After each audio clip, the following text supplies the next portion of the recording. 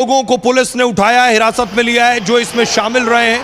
Police ने शुरुआती action लिया है, शुरुआती कार्रवाई की है, कई लोगों को हिरासत में लिया। विनोद जी, सवाल यह है कि पुलिस लोगों को पकड़ रही है, पुलिस खुद घायल है, पुलिस पर भी लोगों ने हमला किया है।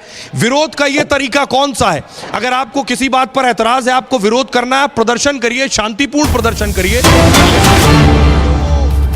हिंसा करना, झड़प करना, इस वक्त बड़ी खबर मैं आपको बता दूं, पुलिस ने कार्रवाई शुरू कर दी है।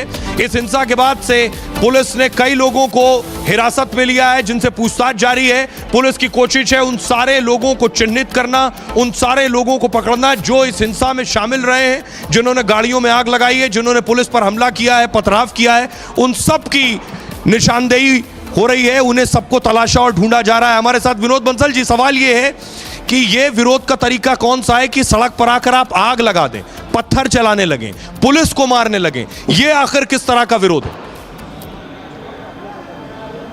नहीं, ये विरोध नहीं है, ये तो हिंसा है, अत्याचार है। और ये वो औरंगजेबी मानसिकता का प्रदर्शन है।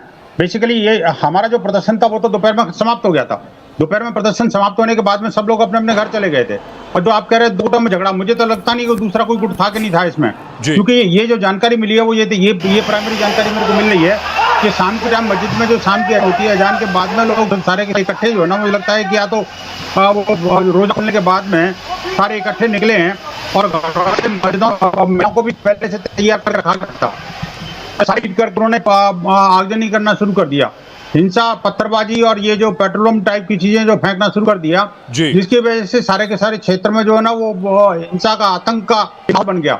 हिंदू जो एक तरह से सोया हुआ था, उसको नहीं पता था किस तरह की स्थिति यहाँ नागपुर जैसे शहर में भी होती है, तो उसका वो फायदा उठा करके उन्होंने हमला किया है। ये विरोध नहीं है, इसको मैं ये कहूंगा कि आप इसको विरोध प्रदर्शन है। ये तो बेसिकली विवेक हमारे साथ जुड़ रहे हैं। विवेक हमारे साथ जुड़ रहे हैं जो कि रास्ते में नागपुर पहुंचने वाले हैं।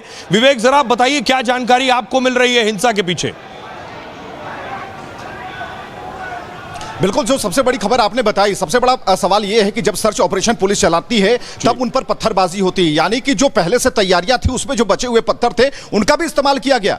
और हम बराबर कह रहे हैं कि ये पाक महीना रमजान का है और ऐसी स्थिति में सोहेल आप समझ सकते हैं कि यहां पर शहरी और इफ्तार के बीच का जो समय होता है उसमें लोग इबादत करते हैं, सुख समृद्धि की कामना करते हैं, अपने परिवारजनों को और समृद्ध बनाने की बात करते हैं। लेकिन यहां पर हो क्या रहा है, जिस तरीके से पूरी प्लानिंग के साथ यहां पर एक साजिश रची गई। और ठीक कह रहे हैं विनोद बंसल जी, साफ तौर पर कहा कि यहां पर हमला किया गया है, ये कहते हैं टारगेट करके पत्थरबाजी करना, इसके अलावा इसके लिए कोई दूसरा शब्द नहीं है। क्योंकि आप 7 और 7:30 बजे का वक्त मुकर्रर करते हैं, इफ्तार तब तक खत्म हो जाता है और उसके बाद सत्यप्रकाश, आपको माफ कीजिएगा रोक रहा हूं, सत्यप्रकाश हमारे साथ जुड़ रहे हैं। जी सत्यप्रकाश, आपको क्या जानकारी मिल रही है नागपुर से?